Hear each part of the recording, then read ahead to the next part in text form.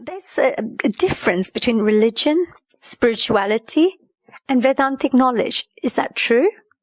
No, Vedantic knowledge means, see, religion and spirituality are all connected.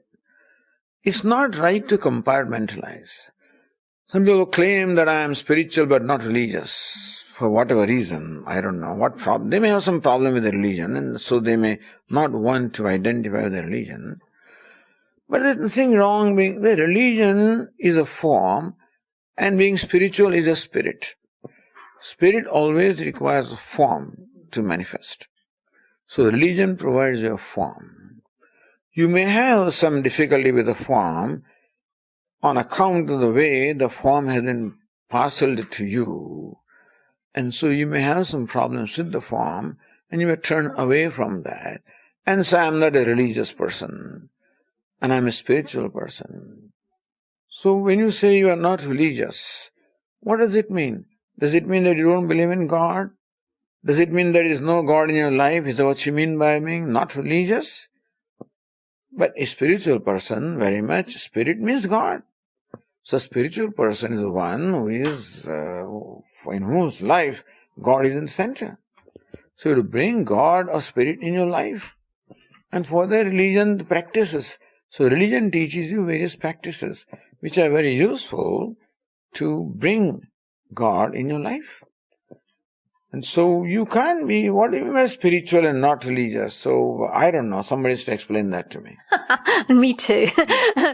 We say God. In our Vedic tradition, we say Brahma. Everything's made out of what? Universal consciousness? Energy? God? Is there somebody sitting there with a white beard? How do we describe God to the world when it comes to Vedic understanding? The Vedic understanding is that whatever is God. What is God? The most fundamental principle. That's why even scientists also use the expression God particle. By that they mean that this is a fundamental particle from which the whole universe is created, or universe is a building block from which the whole universe is made. So it's a good understanding that God is the most fundamental principle, which is the building block of the universe. So what does Vedanta teach? Vedanta says that consciousness is the most fundamental principle, and matter is a manifestation of consciousness. So what is this consciousness which manifests as matter? So then matter may become like a manifestation, a vehicle for manifestation of consciousness. So who am I and who are you? We are nothing but a union of consciousness and matter. Because consciousness requires the vehicle of matter to express as life. Just as electricity requires a bulb to manifest as light, so also consciousness requires this material personality to manifest as life. But it is not that the matter is something different from consciousness. Matter is nothing but the condensed form of consciousness, you want to say that? What is consciousness? The matter ultimately also dissolves into consciousness.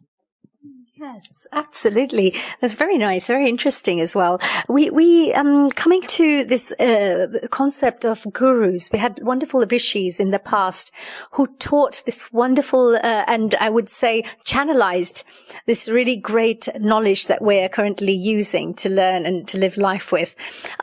These rishis taught the Vedic things, and you're teaching the same Vedic knowledge in the same form as it's been taught to all the ancient students and disciples, etc. I like to believe that. Yeah. So, I mean, how important is it? What's the difference? What's the difference between studying Vedic knowledge with ourselves, let's say picking up a book, and studying it with somebody who is really an expert in the field?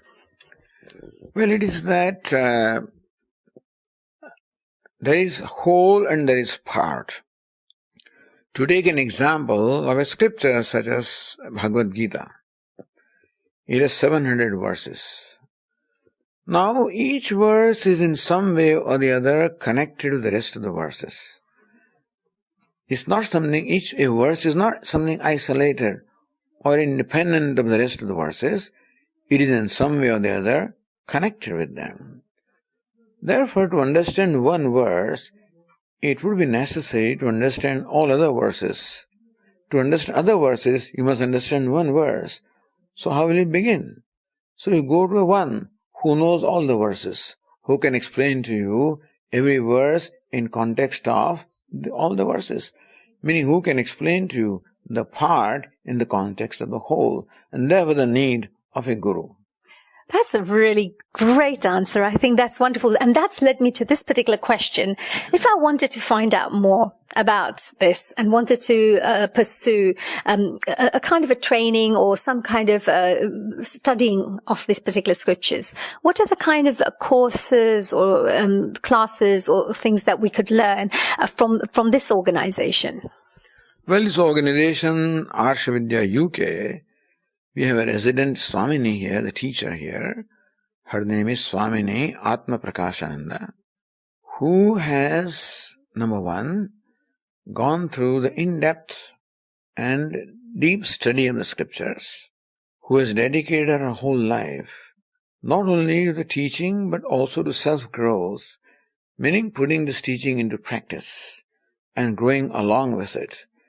Meaning that in that case, the teaching does not remain merely an academic teaching. It is something that comes out from your heart because this is what you are living. So difference between an academician and a teacher is that a teacher has a commitment to put the teaching into his or her own life and to grow along with it. And then when you share that, you are not just sharing what is written in the book. You are sharing something which also has been your own experience. And that's the difference between a teacher, as we say, or a guru, and other sources of knowledge. We would not say that there are not learned people around, but here it is not just being learned, but also a person who is committed to self-growth. And therefore then that person can share his or her own experiences in the process of growth and thus can provide you a very practical guidance. So we have in London this Swamini Atma Prakashananda, who has been a student of Vedanta for, at least 20 years or even more. And and from what I hear from her students, that they think that she is not only an excellent teacher, she is a great support, an emotional support, a spiritual support, like a mother, like a counselor, like whatever you want, And so, thus, I guess people here are fortunate to have someone like that. And she is very accessible, approachable, simple, unassuming.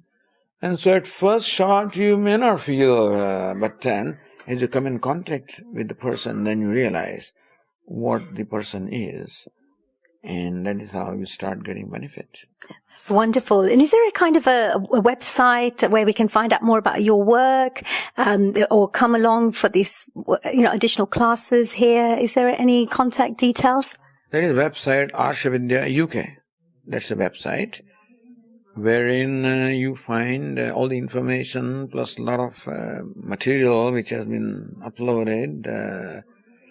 And there are various links where you can go to other teachers and other sources from, because Arsha Vidya is a worldwide organization, not one organization, but the specialty of Arsha Vidya is that every teacher is in a way, is an organization in his or her own right.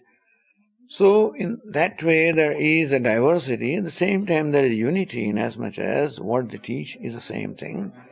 So thus there are a lot of resources available. Yes. I recently went off to India and I was invited there as a guest speaker. It was at Mount Abu and it was a media conference. And they talked about creating and using the media to create a more value-based society. to utilize the platform to, provide positive messages and to help to generate a more value-based society. To finish off with, is there any tips and advice you could give on how the media and other media got the platform they've got to share this education and this wonderful knowledge with others?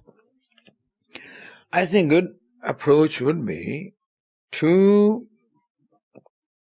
come in contact with the people who have followed values in their life and who can therefore become role models. There are many. Usually they may not get much attention because it's not very exciting or not very romantic. But at the same time, something that is very profound. So there are many, many stories which media can share with people. Because right now, the way things are going on, there is so much negative propaganda going on everywhere because it is spicy and it earns you all kinds of, audiences and so forth. But if media can also, which is sort of a sacrifice on their part because many people may not be interested in this aspect. And so it may not be a source of great earning. But the way they can serve the society is to bring positive messages from the real life examples. There are many who are role models. Bring them out, bring their life, and let people know how they lived and how you can live. That way they can get the guidance also. That's really great. I saw one of the ladies who was attending and she asked you a question because sometimes it's difficult to shift what is truth and what is lies and what is a mixture of good teachings, etc. And she mentioned about nowadays the truth is being distorted and all the distortion is being sold as the truth. How can people recognize, as a last question here, how can people recognize when they're listening to different types of teachings that what is the truth? Now you see, in this relative world, to say that something is true and something is false, it may not be black and white, because everything is relative, and therefore everything can be looked at from different standpoints. And therefore, looking at a given thing from one standpoint may look like one thing. Looking from another standpoint may look like something else. So same picture, if you look at from one standpoint, it looks like an old woman. A different standpoint, it looks like a young woman. And so, in the relative world, there is nothing absolute. You cannot find absolute truth. You can say that something is more true than the other, perhaps. And it is true that there are always vested interests who want to present a given phenomenon as colored by them. And it is very difficult for an ordinary person to determine who is coming from where and who is trustworthy and who is not trustworthy. But in my opinion, my humble opinion, I think that what is important about a person is the character of the person. And who can we trust? Not just the fellow who is intelligent, or smart, or suave, or whatever it is, but I think we should look into the basic character of the person. Although character does not derive or demand much respect these days. But in my old-fashioned way, I would think that character, in terms of chastity, in terms of purity, in terms of values, is very important. And something coming from a person who has that character is likely to be more trustworthy than someone who has no values or who has no respect for the basic values and morality of life. Absolutely. And with that, thank you very much. That was really wonderful. I've really thoroughly enjoyed this wonderful interview. I've learned so much. And I just want to say a very big thank you to Swami Vivekananda Ji. I'm a quick learner. They found this evening. You've tuned into Honey Kalaria's Midday Masti show on 92 FM, and we've been talking about this wonderful knowledge about the Vedas and the organization.